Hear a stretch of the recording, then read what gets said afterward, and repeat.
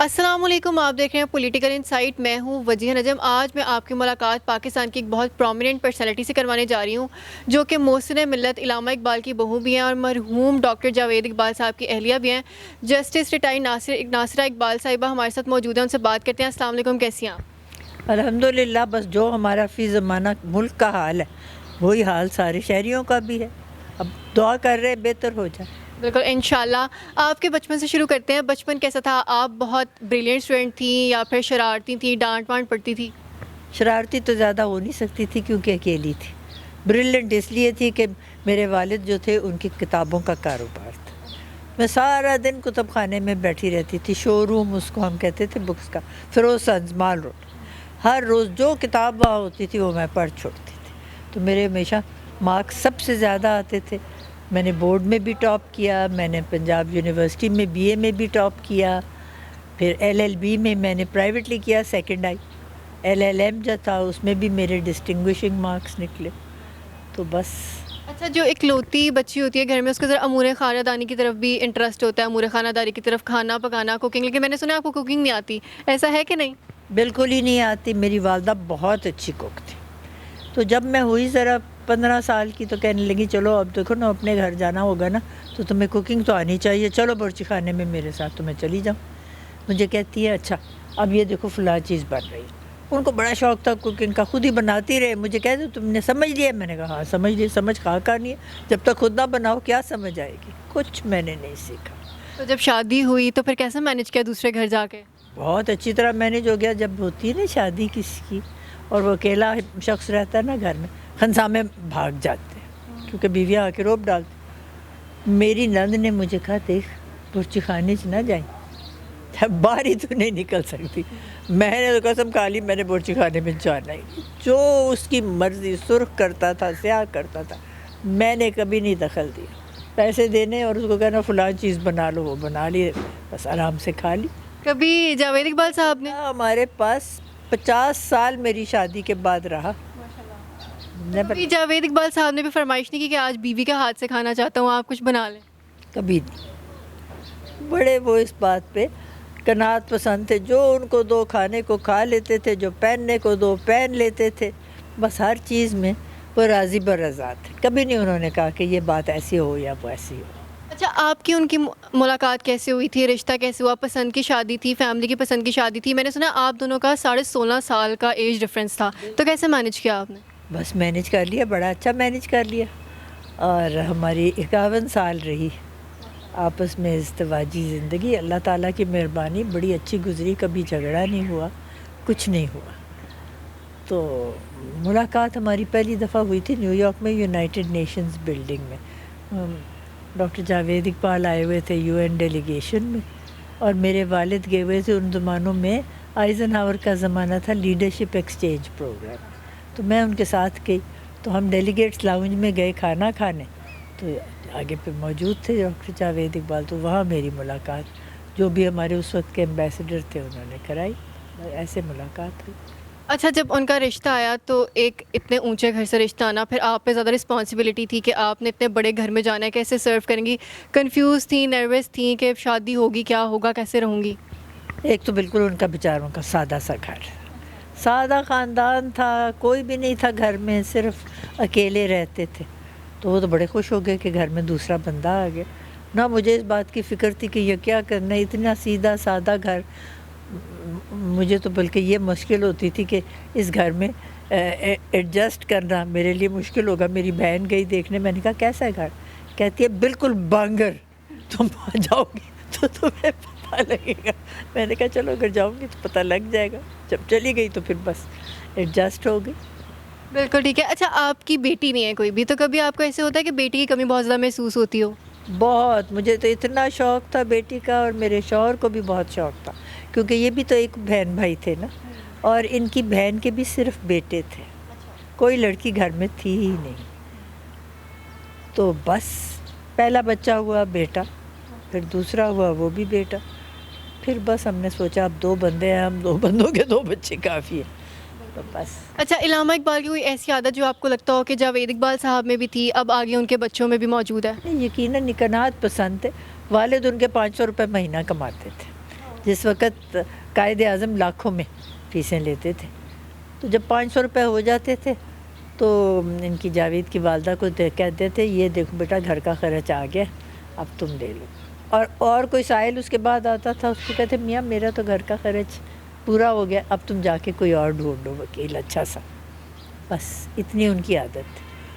تو ڈاکٹر جاوید اقبال کو بھی کبھی فکر ہی نہیں تھی کہ روزی روٹی کا انتظام کیا ہوگا. جو بھی کوئی دے دیتا تھا نا فیس کیسوں میں، چپ کر کے لے لیتے تھے اور کیس بھی کر دیتے تھے اور کامیاب بھی ہو جاتے تھے. تو لوگ آتے بھی تھے اور اس میں سے گزارا ہو ہی جاتا تھا. پھر جج بن گئے کچھ عرصے میں، پھر جج بن گئے تو پھر جج کی تنخواہ ملتی تھی. ان زمانوں میں بالکل تھوڑی سی ہوتی تھی. موٹر بھی اپنی، بجلی بھی اپنی، پانی بھی اپنا، ملازم بھی اپنا. اب تو سرکار کے پاس اتنے پتہ نہیں پیسے کہاں سے آئے. ایک طرف سے کھنگال ہوئے وہ ڈیفالٹ کر گئے، دوسری طرف ججوں کی پینشنیں جو ہے نا وہ اتنی ہیں. پھر سہولت ہے، پیٹرول کی ہے، ملازموں کی ہے، بجلی کی ہے، پانی کی ہے. مجھے تو سمجھ نہیں آتی کہ یہ کیسے مینیج ہوتا ہے. تبھی تو سارا کچھ ہمارا یہ دیوالیہ نکلا.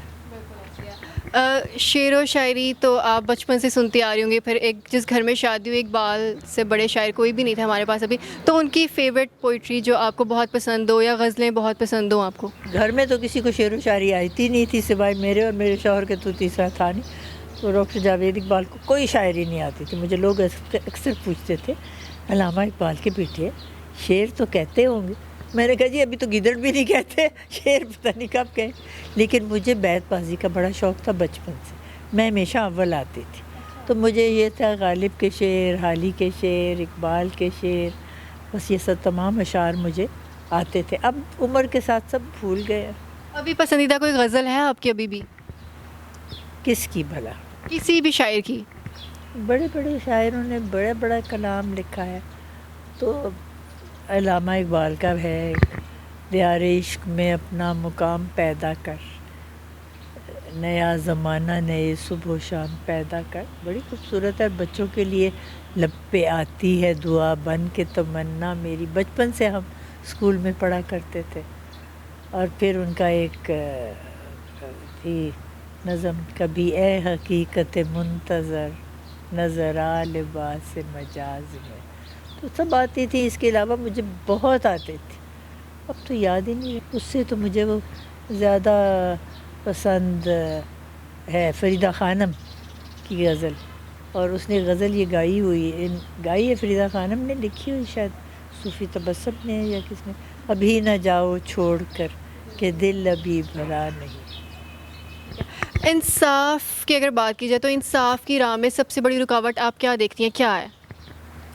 دیکھیے یہ غریب کے پاس تو وکیل کو فیس دینے کے لیے، اور جب عدالت میں جاتا ہے تو بڑے بڑے جو کیس ہوتے ہیں نا کمپنیز کے، جس میں بڑا ہے تو جج بھی سوچتا ہے کہ ان کا فیصلہ پہلے کر دیں. تو غریبوں کو بہت دیر سے انصاف ملتا ہے. یہ دوہرا معیار کیوں ہے؟ بس یہ قدرت کا نظام ہی ایسا ہے. غریب غریب تر ہو رہے ہیں، امیر امیر تر ہو رہے ہیں. لیکن یہ عدالت کی وجہ سے نہیں، یہ تو معاشرے کی وجہ سے. جو بیٹھ جاتے ہیں نا کرسیوں میں وہ اترنے کو تیار ہی نہیں ہوتے. تو نہ جمہوری نظام ہمارا صحیح چل رہا ہے، الیکشن ہونے نہیں دیتے، نہ معاشی نظام چل رہا ہے. لوگ بغیر روزی روٹی کے ہیں. ایک وقت کی اب تو روٹی بھی کسی کو نصیب نہیں، بہت مشکل. پاکستان کا جو موجودہ حالت ہے پاکستان کی، اس کا ہم الزام کسی فرد واحد پر ڈال سکتے ہیں؟ دیکھیں فرد واحد تو وہی ہے نا جو بیچ میں جنہوں نے تختہ پلٹا حکومت کا. وہ آپ سمجھیں پہلے تو ایوب خان آیا جس کی بڑی تعریف ہوتی ہے، لیکن بنیاد تو اسی نے رکھی. دیمک ڈال دی اور کھوکھلی کر دی ہماری بنیادیں. اور اس نے حکومت کی 10 سال اور کہا جی بڑی اعلیٰ حکومت ہے. لوگ بھی بڑی تعریف کرتے تھے لیکن ایسی بات کوئی نہیں. سارا نظام اس نے اپنے گرد ہی اس کا محور رکھا. پھر ایوب خان کے بعد یحییٰ خان آیا، اس نے پاکستان کو 2 لخت کر دیا. اصل میں تو یہ بھٹو کا کارنامہ تھا نا، جس کی الیکشن ہوئی تو جیتے وہ مجیب الرحمن. یہ چاہتا تھا اقتدار، تو کہنے لگا جو بنگال جائے گا اس کی میں ٹانگیں توڑ دوں گا. اور اس کو مجیب کو کہنے لگا ادھر تم ادھر ہم. تو بس پھر ملک کے 2 ٹکڑے تو ہونے تھے. یا کو آگے لگا لیا اور اسی طرح سے آرمی ایکشن کرایا، یہ نتیجہ نکلا۔ اب اس کے بعد آیا کافی عرصے کے بعد ضیاء تو بالکل ہی صرف اپنے اقتدار کو بنانا چاہتا تھا محور، تو اس نے مولویوں کے اوپر آسرا لگایا کہ بھئی اسلام میں لا رہا ہوں، اسلام لا رہا ہوں۔ کوئی اسلام نہیں لایا، سب صرف اپنے اقتدار کو آگے سے۔ پھر وہ گیا اور ہر وقت کہتا تھا 90 دن میں الیکشن کرا دوں گا۔ یہ 90 دن کا تو بڑا ہے نا، کوئی 90 دن میں، آخر کار اس کا جب جہاز گرا تو اس کے بعد الیکشن ہوا، اور بیچارہ جنیجو تھا، وہ تو پہلے بنا تھا نا اسی کے دور میں، اس کو اس نے اقتدار میں نہیں رہنے دیا۔ پھر یہ مر گیا تو بے نظیر آئی۔ بے نظیر کے ساتھ تو بہت ہی بہت بڑی لیڈر تھی، اگر وہ رہتی نا تو شاید اس ملک کو کہیں سنوار لیتی۔ تو بس اس سے پہلے مشرف آیا جو کہتا تھا انلائٹنڈ ماڈریشن کروں گا، ضیاء سے الٹ کرنا چاہتا تھا نا، کچھ نہیں اس نے انلائٹنڈ ماڈریشن ہوئی، بس اپنا اقتدار۔ 2 دفعہ تو اس نے آئین کو ختم کیا، اور پھر دیکھیں کس طرح جا کے وہاں پہ پردیس میں کس قسم کی اس کی آخر آئی، اور جب وہاں آیا تو یہاں اس کو اسٹیٹ فیونرل بھی نہیں ملا، لوگوں نے دینے سے انکار کر دیا۔ تو بس یہ جو ہے نا اقتدار کی ہوس، اس کا یہ نتیجہ نکلتا۔ اب پاکستانی معاشرہ غربت کی طرف جا رہا ہے، آپ نے بھی خود بات کی کہ اب ایک وقت، پہلے ہم کہتے تھے 2 وقت کی روٹی میسر نہیں، اب ہم کہتے ہیں 1 وقت کی بھی روٹی میسر نہیں ہے۔